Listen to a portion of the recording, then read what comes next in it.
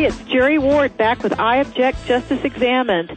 And today we're going to talk about a very interesting topic. I think that during my last show, I told everybody that I was at the Texas Republican Convention where Newt Gingrich gave a speech, and in general, he said some pretty good things, but one thing that struck me was that he started talking about the need to prosecute speculators, and the whole room stood and applauded, and I remember sitting next to a fellow Ron Paul libertarian type, and both of us shaking our heads and wondering what happened to the Republican Party, which I always thought was the party who understood economics. However, I think that my next guest will disagree with that. And my guest today is Professor William L. Anderson, and he's going to speak about the role of speculators in the economy and about all the stupid things that government does that really cause the problems that they like to scapegoat speculators over. He recently published an article at the Von Mises site called The Oil Follies, where he discusses the high oil and gasoline prices caused by the government regulations.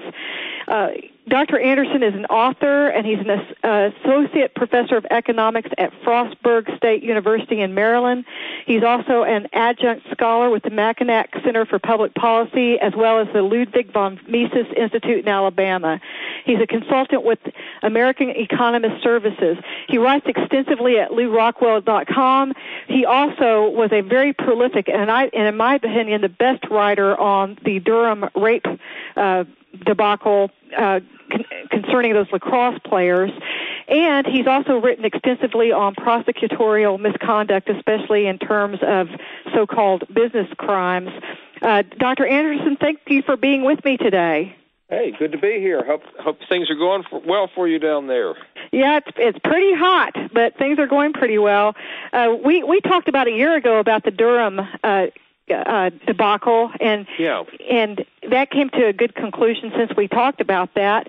But now we're on to the next scapegoat, which this time is not young white men, but rather entrepreneurs and speculators. Yeah, older white men. Well, true. So, I think the first thing to consider, the first important point to consider is what is a speculator and what role do they play in the economy? Well, a speculator is somebody who, actually it's all of us. Speculation simply is making a decision about the future and then putting your money there. All right. Let's say, for example, Jerry, that you're going to buy a house and you sit down with the broker and whoever's doing the mortgage, and they say to you, look, if you sign here right now, you can lock in this interest rate. Okay, we don't know what the interest rates will be doing next week, but you can sign right here and lock it in. Okay, and so you say, well, that sounds great because I think maybe the interest rates will go up. Okay, and so you sign in at a certain rate, and the next thing you know, a week later, by George, the interest rates have gone down. Oh, well, tough luck, okay? You're going to pay the higher rate. But that basically what you're doing is you're making a decision about what you think the future price is going to be of a certain product. And a lot of goods are sold on or let's say commodities are sold on futures markets. We have oil, we have gold that's sold on futures markets, platinum, silver, copper, corn, pork bellies, you name it. And what happens is people purchase contracts to be delivered at a future date. And right now, what's going on in speculation is people are saying that we are unsure about the availability of oil in the future, given all the political turmoil and whatnot. And so what we're doing is we're going to lock in at a certain price now for a delivery of oil or corn or something like that in the future. And what happens is if so what they're doing is they set away some of the present supply to be delivered in the future, okay, which will have an effect of raising the prices now. Well, let me give you another real world example, and you discussed that because I read this in another article by one of your colleagues at LewRockwell.com. Is apparently Southwest Airline, which is in my opinion the best run airline in the country, entered into I always fly Southwest, by the way.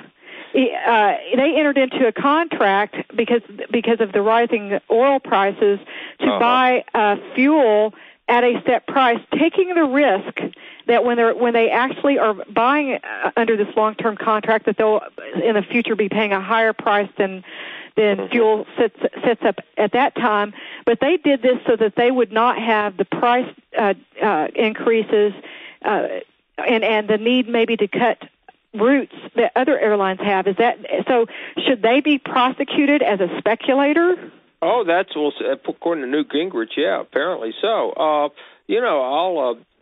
give the example. There's a good friend of mine, and her family owns a coal company, and they had some long-term contracts with Allegheny Power to supply coal at $20 a ton.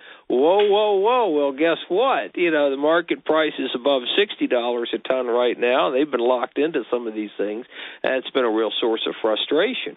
And so when you lock into contracts, I mean, you very well might, whoever locked into that contract with Southwest, I mean, they had a long-term partner, so they knew they would have some sales in the future. But they guessed wrong as what the fuel prices were, so they had to deliver fuel to Southwest at a cheaper price than what was being paid on the market. And, look, this stuff goes on all the time. What happens when a professional athlete signs a contract before a season starts? All right. What they're doing is that they're locking in at a certain salary, and let's say that they have a season that's twice as good. And I've seen this happen with coaches too, where coach goes on and wins a championship, and they're being paid a salary that was being paid to them when they weren't winning championships. I mean, this is the sort of thing that goes on all the time. You and I are both speculators. All of us are speculators at one time or another. What Newt Gingrich was trying to say was that somehow all of a sudden there are certain people in this market who are just deciding on their own to bid up the price of something. Well, let's think about that for a second. Now, let's say, Jerri, that you're at an auction. You ever gone to an auction? Oh, yes. Okay, all right. Well, what is your, let's say you see an item that you would like to have. What is the goal that you have? To get it. Okay, to get it, and within a certain price range. All right, now, would you prefer to get it at a higher price or at a lower price? Well, definitely at a lower price. All right, well, according to Newt Gingrich, what speculators want to do is buy things at higher prices. Boy, these guys are idiots. Gee, I wonder who the real idiot is here. No, what's happening is that the people who are purchasing contracts are making, now what they're wanting to do is buy low and sell high. Okay, they're making decisions in which they're thinking that the future price may actually be higher than what they're paying, and so that's the name of the game in commodities futures. Now, one of the things to keep in mind is that unless you know what you're doing, of course, unless you're Hillary Clinton, you're going to lose your shirt in commodities futures. It's very, very tough to make money unless you know what you're doing. It's very, very difficult. And so, I remember my wife for a while was kind of reading up on it, and she actually has some good abilities as a trader, and I kind of encouraged her, but then I thought, my gosh, we could just lose everything. I mean, we've lost money in our household before on some of our ventures, and we've done well in some of our ventures. But the point being that that speculation, in fact, it really does us a favor because in the end it does have a way of evening out the price, and also the role of speculation is to ensure future supplies of something. And how does it do that? Well, because you lock in, okay, and you get an agreement from somebody that they are going to supply a product to you at a certain time, a certain amount at a certain price. Now, they're under legal obligation, or at least contractual obligation, to deliver it. And as you know, a contract basically is a form of private law, but it's enforceable in the courts. And so you have that as well. And so the people, therefore, have an incentive to make sure that they have a supply of something in the future. And what it does is by saving some or moving some of the present supply to be used in the future, you take away from current supply, so it raises the price now, which is what people like Gingrich are complaining about, but it will also increase the future supplies, which will lower the prices. And so it tends to even out the price over time. And that's one of the things that we found is that commodities that are not traded on futures markets, onions, for example, the onion lobby was able to make it illegal to trade onions on futures markets. And it's interesting, the prices over time have been much more volatile than for those goods sold on futures markets. It's just the name, it's the way that the system works. And the alternative is not a very happy one, because then you get away from the centralized markets, and you have a lot, the knowledge base is less, and so you're going to have a lot more volatility in prices. Well, let's explain. If the ham-handed government decides to go in and try to fix the market by prosecuting speculators or passing laws or regulations to prevent speculation, what will that do to our economy? Well, I'll tell you what it does. If it's not like, it will just mess everything up. It'll mess up that particular market, and then, of course, you have the ripple effects in which, let's say, for example, oil. Right now, what's going on? Okay, one of the things that's happened is that our government, for the last 40 years, really has done what it could to discourage domestic production and also domestic refinement of oil. I mean, it was already trying to push for, back in 1968, it was already pushing for more importation of gasoline. And so the government has done that. It also has these mandates for mixing ethanol in with gasoline for these so-called air quality blends. I'll give you an example. From Chicago to St. Louis, there are 52 different categories or different kinds of blends that are supposed to fit with the particular air quality of a certain area. And all at the government's mandate. Yeah, exactly right. So it's very, very difficult to get the gasoline. You think about that kind of problem with the supply, delivering this kind, that kind, and so if there's a shortfall in one area, if it doesn't have the right kind of, if you don't have the right kind of blend, you can't bring it over there. I remember that a few years ago, a pipeline busted around Phoenix, and gasoline prices went up very quickly, and they petitioned to have gasoline that was not blended according to what the EPA said is supposed to be burned around Phoenix. I can't remember if the Bush administration permitted them to do that or not, but that causes real problems. Of course, you have corn-based ethanol, which is just a big joke, and that drives up the price of fuel. But basically, look, we have not built a refinery in this country since the administration of Gerald Ford. Wow. And that was over 30 years ago. And so one of the things that happens is our capacity for refining has, we've got the existing plants have been expanded, but there's only so much that you can do, and it's extremely expensive to do it, and it's fraught with all kinds of danger because of all the heavy environmental regulations. And now with the government anxiously going after people with criminal charges. I mean, you think about it. You run a refinery. Do you you want to build a new one, or you want to try to expand the one you have? You literally risk going to jail, not because you're actually committing a crime, but because the government thinks it will be real good public relations to prosecute you and throw you in prison. Well, that's a very Soviet style of governance, isn't it? I mean, that's what the Soviets or Lenin did to the hoarders and the speculators, is come up with economic crimes and exactly right. People. Well, we started doing that back in 1890 with the Sherman Antitrust Act. That was the first time that we came up with economic crimes. But it's really gotten worse since then. And what's happening now is that you're seeing a downturn, and so the government is looking for scapegoats, people to blame. Well, obviously it's these businessmen, because they're the ones, because everybody knows that the government wants the economy to be prosperous, everybody to be happy, and so therefore it couldn't be the government's fault. So it must be these business people, because they're the ones who want to go out of business and lose money and hurt everybody. And so this is the mentality that you have, and also you have to look at the way that federal crimes operate. Federal prosecutors, they like to call them tools. I call them weapons, or abominable weapons, in which they can take about any act. I'm talking about any normal act in business, and they can find a way to make it a crime, or at least fashion a crime, and out of it.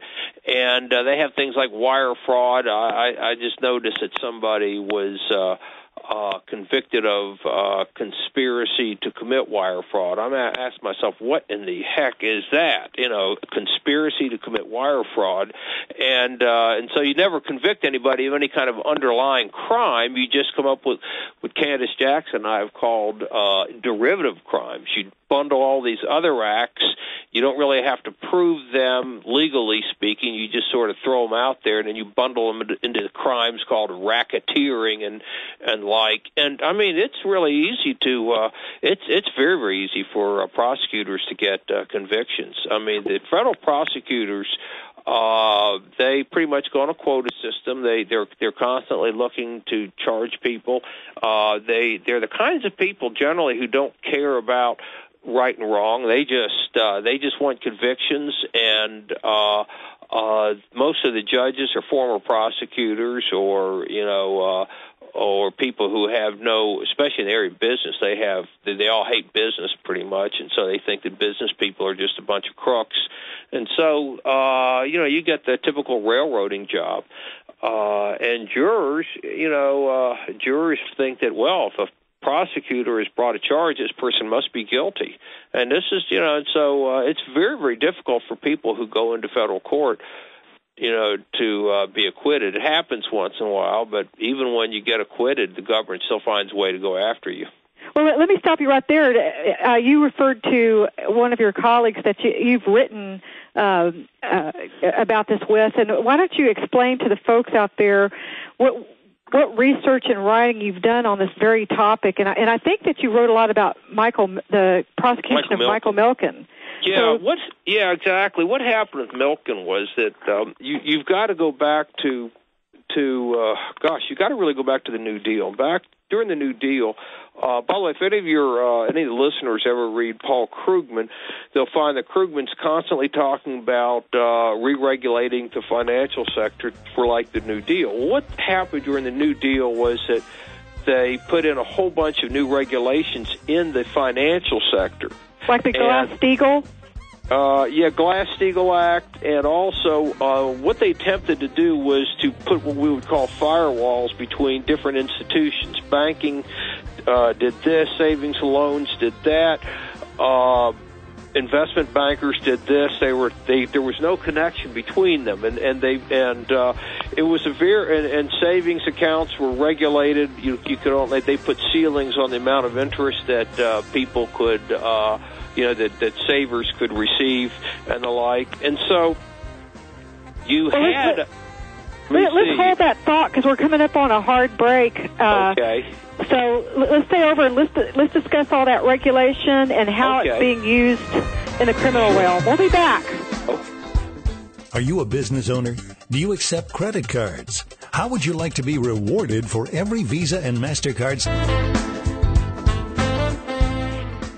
It's Jerri Ward back with economist Bill Anderson, and we're discussing speculators, the futures markets, and criminalizing business. And Bill, before we go any further, during the last segment, you spoke about what you wrote with, what is her name, Candace Jackson? Yeah, actually Candace E. Jackson, not to be confused with Candace Jackson, the porn star. Okay, I didn't know there was such a person. There's apparently some. One night I was Googling Candace Jackson, and it's like, oh my gosh, no, we can't do this. Well, so let's make sure we give everybody the right site to go look at for your article about criminalizing business, because you talked about prosecutorial misconduct and all sorts of issues. So where would that be? Well, you would go to LewRockwell.com. It's L-E-W, Rockwell, ROCKWELL.com. And then you click on columnists, and it has William Anderson. And there's a number. It's got all of the stuff, including stuff I did on Duke. And then you've got stuff I did with Candace. And also, she and I had one in the Freeman a few years back called Losing the Law. We had one in Reason Magazine 4 years ago called Washington's Biggest Crime Problem. And what's that? The criminals who are in the Capitol building? Well, yeah. It was about the the whole just a vast expanse of federal law and criminal law and how people are just being thrown in prison left and right. And it's just, you just can't believe what people are convicted of. But there it is. I mean, you look at it, and it's just kind of stunning. Well, one of the problems is they take a civil regulatory scheme and then they prosecute people on the basis of regulations that Congress did not pass. They bootstrap it into criminal charges. And in fact, one of the cases you wrote about was Michael Milken's case, wherein part of his prosecutorial team admitted that they didn't prosecute him based on a statute. They made it up. Yeah, what they did was they criminalized regulatory violations that never had before been pursued as crimes and never afterwards. And even now, though, people are under the impression that Milken was guilty. And really what Milken did was he found a way to finance a lot of high-tech investment during the 1980s. And if you, as I was saying before the break, that you had a highly regulated system. And one of the things about highly regulated systems is that if there's not a lot of experience in a certain area, it's very, very difficult for people to be able to raise money. And so, for example, Ted Turner in 1980 started CNN. Well, Milken financed it with what they called the junk bonds because the regular financial markets were not about to touch it. Nobody else had ever done anything like CNN, and a lot of people thought it was crazy. Ted Turner couldn't self-finance it. He couldn't go to your friendly bank and ask for a loan. They wouldn't give it to him. And so Milken funded that. A lot of the computer industry and, for example, MCI, telecommunications, had its funding through their Borders Books, had their funding through Milken. And this guy, and what happened was a lot of business was starting to get routed through this, through Drexel Burnham, and a lot of these junk bonds were going out, and they were doing quite well, by the way. And that was Milken's business, right?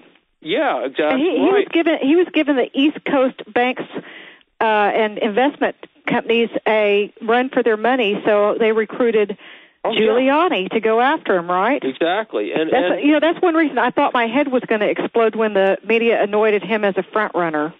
Oh yeah, and I used to call him Giuliani. And what Giuliani, you had the regular financial press, and you had the Wall Street Journal.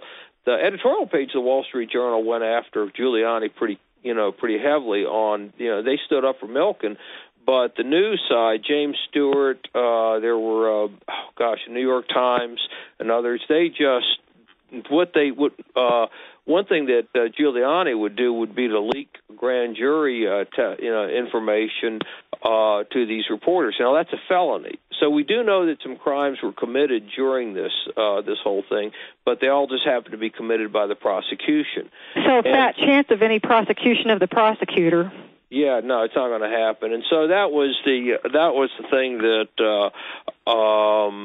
that really set it out. And what they ultimately did with Milken, though, was Giuliani told the press that he had 100 more superseding indictments. Well, he didn't have any of them. Now, that's obstruction of justice. That's the sort of thing he should be disbarred for and all that, but nobody lifted a finger. And so not only that, but they decided to try to find a way to indict Milken had a father who was about 90, and they were going to go after other family members, and so Milken just threw in the towel, and that's why he pleaded out. And the stuff that he pleaded out to was ridiculous. But look, it happened to Jack Abramoff. Remember? Oh yeah, they made all this stuff about Jack Abramoff. One of the things that Abramoff pleaded out to was he had started an Orthodox Jewish school in Baltimore, which was a nonprofit, and he put most of his money that he made, he and his wife actually put it into that school, housed a lot of the students themselves in their home. Well, he pleaded out to tax evasion. On the not-for-profit? Yeah. Oh, you'll love this. That the U.S. attorney came up with a crime of not taking tuition payment to the school as his own personal income. Well, that means that every pastor in this country is, because churches are nonprofit corporations, every pastor could be prosecuted on the same thing. I mean, it's one of these things that if I understand, the IRS was not real happy with that. Although IRS loves to prosecute, they can. But one thing I want to get into, because we're starting to get close on time, is we're about to see a repeat of this because of the subprime mortgage mess and the economy tanking, where we see the prosecutors going after two young underlings from Bear Stearns. Oh yeah, and what happened? Yeah, what happens is, look, the guys running these things, they send emails all the time. One day they're up, the next day they're not. In March of 2007, the guys are saying, "Oh my gosh, could this market tank? We don't know if it's going to tank. What not?" And so here, what the prosecutors want you to believe that these guys said, it's going to tank. We'll tell our investors to keep investing, but we'll cash out all our money and we'll make out like bandits. Well, that's not what happened at all. But you see, you already have the New York Times and all that. And these other outlets, that's the story they want to give to, because it fits their little narrative. And let's clarify this, because a lot of people may not know what the particulars of this are, but they got an indictment against these guys claiming that these two guys had some sort of knowledge that the subprime market was in trouble, and the prosecutors are claiming that even though they had this knowledge, that they were going out touting their product, when the truth of the matter is that the prosecutors have, for the benefit of the grand jury, cherry-picked emails where the market was on a down projection, and totally left out all those emails about the volatility, and that would give the complete picture. Am I correct about that? You are exactly right. And also what happened, look, Ralph Cioffi took $2 million out, put it in another Bear Stearns fund. He left $4 million of his own money in there. I will put it to you another way. Probably in the last 8 months, Ralph Cioffi has lost more money than most of our listeners, including myself, will earn in a lifetime. Is that one of the guys who got indicted? Yeah. And okay. Yeah, and it's just it's a real shame, because what they're trying to do is find a way to criminalize, to make it look like, the other thing that they did too, real quickly, was they timed the announcement of those indictments to go with 400 other people who were indicted for what you called mortgage fraud. But that was a lot different, because these were people who are accused of misrepresenting themselves, or making false statements about income, doing this and that to get mortgages, signing papers that they knew were false. Okay, the Bear Stearns case is very different It's very, very different than that, but they wanted these things to run together so the public would have it in the mind that these men were committing mortgage fraud. I mean, it's just really insidious. And here's the thing, Jerry. It takes a dishonest person, a fundamentally dishonest person, but to put out this kind of information. It's kind of like, was it that prosecutor Wade, I think it was in Henry Dallas, Wade. who declared that any prosecutor can convict a guilty man, but it takes a great prosecutor to convict an innocent man. And then he went out there and tried to prove it. You know, he wanted everybody to think of himself as a great prosecutor, so he just, the guy was just, he was just thoroughly dishonest. He was a man with no conscience whatsoever. Ronnie Earl, in your neck of the woods down there, is the same sort of person. Unfortunately, these kinds of people who are bullies and liars and they often make it as prosecutors.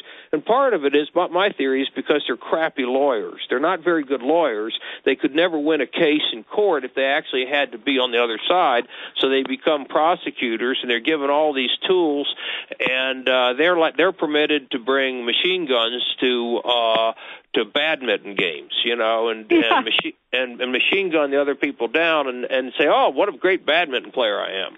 Yeah, one of the evils of our judiciary system is that the way that guilty pleas and through the plea bargaining system are coerced, like what you said with regard to them threatening Michael Milken's 90-year-old father with an indictment if Milken didn't crater. And that's totally against biblical law, because in biblical law you could not convict someone of anything based on a confession, because of that's where our right of not to self-incriminate ourselves came from, because of the recognition that coercion, torture, that sort of thing could be used to coerce guilty pleas, and that's exactly what's happening in our system. Do you agree with me? Oh, yeah, and I'll tell you what, on top of that, under biblical law, false accusers were to receive the punishment that was to be given to the accused. And as far as I'm concerned, it's a lot of the false accusers now are prosecutors, and it's like the Nifong case. Nifong knew within a few days after he took over the case that he did not have a case. In fact, he told one of the police officers, "We're effed," and that afternoon he went out because the police officer said, "We have no evidence, we have nothing at all," and so he said, "We're blanked." And then he went out that day, and that's when he started his media barrage about these kids being guilty. So that's the kind of people that we're dealing with. And this man served 1 day in jail on a contempt charge because he told 1,000 lies to a judge. And of course, U.S. Department of Justice, the prosecutors are saying we're not interested in investigating this case. So it's just this is the sort of thing, unfortunately, we have to deal with, Jerry. Yeah, and we're never going to root that out as long as, like you say, the higher-up prosecutors won't even investigate in order to prosecute prosecutors like Michael Nifong. It's just a circular thing where the power of the state overrides justice and is pitted directly against us, so that the state can inflict its policies on us, such as the Soviet-style command control economy that they try to inflict on through the regulatory system. Well, Bill, I want to thank you for being with us today. It was very interesting, and I want to talk to you in the future about more of these kinds of issues. So I hope you'll join me in the future, and thanks for being with me today. Well, thank you so much, Jerry. So, and every other week guest, Alana Mercer with me, and y'all might remember that she is the great classical liberal writer, and that does not mean left-wing, and she routinely joins us with her insight. She pens a popular weekly column called Return to Reason for WorldNetDaily.com. She also has written a book, Broadsides, and she pens columns for other publications as well. She's very prolific in her writing, and you can find her writings at alanamercer.com. Alana, thanks for being with us. Hi, Jerry. I can listen to your accent forever. That I have an accent? That Texas lilt is beautiful. Well, thank you. I didn't realize I had one. Well, you had a very interesting column in WorldNet Daily last week, which I encourage everyone to go see, and it was about It's entitled Honest Abe's Anguish, and you sort of tie together recent current events with Abraham Lincoln and what he ended up doing to the South during the war with the all-out scorched earth tactics of his armies. Why don't you tell everybody about that column and why you wrote it? Well, I tied, as you point out, the Scott McClellan coming clean, the contrition that he showed, and the public expiation that I felt that he did express, was the importance of real repentance, and not only repentance from small-time functionaries like Scott McClellan, who really is, is just a small-time bureaucrat, but really self-reproach from our leaders. And what a teachable moment it would be if Bush, did some breast beating. Well, and when we're talking about McClellan, we're talking about the new book where he has expressed remorse for his role in the run-up to the Iraq War, right? Exactly. And my initial reaction, like most writers, was, beam Scotty up. He was Scotty come lately to the war critique, and I certainly have been in the trenches since September of 2002, and what he was saying was he had hindsight, but not really any insight, and nothing that he was saying was new or newsworthy. But when I saw him confront Raging Bull O'Reilly, I really saw some remorse, some real remorse. He was quite courageous, and I think I took that as a metaphor for the importance of coming clean publicly. And actually, it has a hugely redemptive function when individuals, but also leaders like Lincoln, had he come clean on what he did. And I don't mean just the Oprah Minute Maid instant expiation. I mean real heartfelt apology. Well, let's talk about what are you talking about that Lincoln did? You're talking about the tactics that were used against the South, right? Oh yes, of course. It's not. It's to you and I. It's obvious, but the shedding of the blood of brothers. There's some indication that he had some qualms, or at least had some misgivings about how he unleashed or sicked brother on brother, basically. Or as one professor I quote put it, his role in the butchering business, and the evidence that we have of a possibility that Lincoln wasn't as heartless as I think he was, and you probably share my opinion. I'm a Southerner. Well, not all Southerners are like you, my dear. I know. You're a special one. He's readingless, and of course, unlike Bush, he certainly loved great literature. And he was fascinated. Lincoln was fascinated with Shakespearean monologues, especially the guilt-ridden ones. And in particular, he loved the King Claudius's monologue in Hamlet, where Claudius despairs of there being enough rain in the heavens to clean his hands from the blood of brothers. And that's quite telling. Well, and this fits perfectly in with my last show 2 weeks ago with Martin Selbrede, where he talked about the biblical law and preemptive war, and about the rules that God put in place when we make war. And one of the hard and fast rules is you don't go in and slaughter civilians. You don't destroy all the productive means of your opponent. You do it within the confines of God's law, and that's not. And of course, not even I, living in Texas, learned about exactly what happened during Sherman's march throughout the South. But there are plenty of books coming out right now that talk about the slaughter of civilians, the turning civilians out of their homes, and the starvation, and that includes of ex-slaves. That's right. I mean, that was how many died in that war? How many? Half a million? At least 500,000, and that's equivalent to 65 million today. It was a tragedy that could have been avoided. And it was totally antithetical to our American values up until that point, because we did not make war on civilians up until that point, and many of the battle-hardened veterans of that went out and they slaughtered the American Indians, including families. And an interesting point in this thesis of mine is that Lincoln liked this Claudius's soliloquy far more than the famous to be or not to be. And the reason he gave for it, he was corresponding with someone, and he said it was because the to be or not to be was a philosophical reflection. But this one, the Claudius's monologue about shedding the blood of brothers, actually was a solemn acknowledgement of the punishment for the infraction of divine law, which is something you've just brought up. Well, exactly. And, you know, what people need to realize, though, is that Lincoln was not religious. He was not a Christian.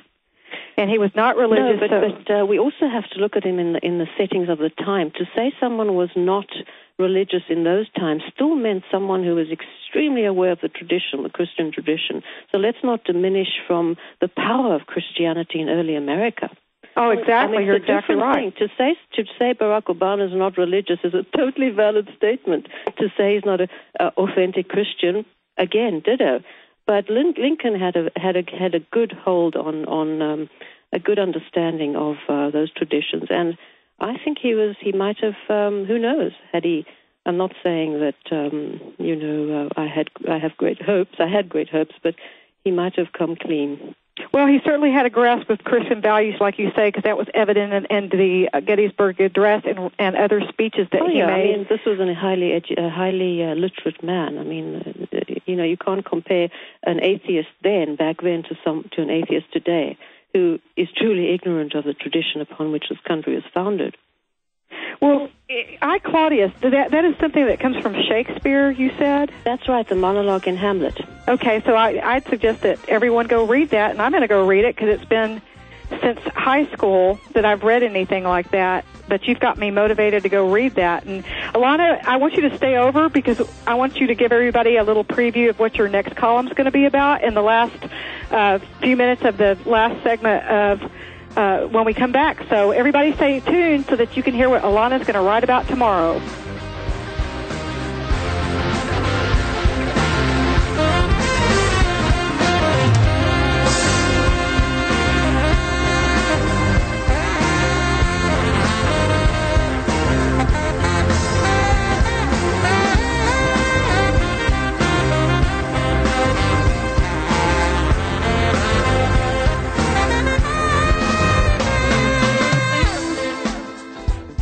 Get a free Razor cell phone delivered free to your door. The topic tomorrow. Yes, and I might have two columns I can tell you of for the weekend. I very much hope that my new V-Dare column is going to be up, and that's going to be a column about the Declaration and its author, of course, Thomas Jefferson. And the World Net Daily column is going to be about a hero from your neck of the woods, Joe Horn. Oh, yeah. Yeah, if I thought that's a good story for Independence Day. He dispatched 2 home invaders, and the good news is that a grand jury is not going to be indicting this wonderful man. Yeah, this was the guy that the minions for the state tried to say, stay in your house, without any recognition that, freedom's all about self-governance, and it used to be that we used to have the power to protect ourselves and our neighbors' property and didn't have to wait for the police to come. So are you going to be talking about that a little bit? In my World Net Daily column, and speaking about love thy neighbor as thyself, I mean, this man is an exemplar of that biblical injunction. Well, and tracing that back even further, in the Old Testament, God told us that if our neighbor's ox was lost or was drowning or something, that we were to save it and give it back to our neighbors. So he certainly fulfilled that biblical injunction as well. And when you listen to the 911 call that we've been privy to the transcripts, this man actually almost had something that I point out in my column, and that was an instinct. He couldn't see these people get away with the property of his neighbor, and he didn't know if the neighbor was not lying dead in the house. He was. Something just drove him to act. Exactly. And so that's going to be a really interesting column. That's going to be the one that's at WorldNet Daily. And the other one's on vdare.com, I hope. Okay, what was the topic of it? That will be the Declaration and Thomas Jefferson. Okay, great. Well, I'm going to be certainly looking out for that. Everybody, look out for Alana Mercer's columns tomorrow and vdare.com and WorldNet Daily. And I'll be back in 2 weeks with another interesting guest. Thanks for joining me. In 2.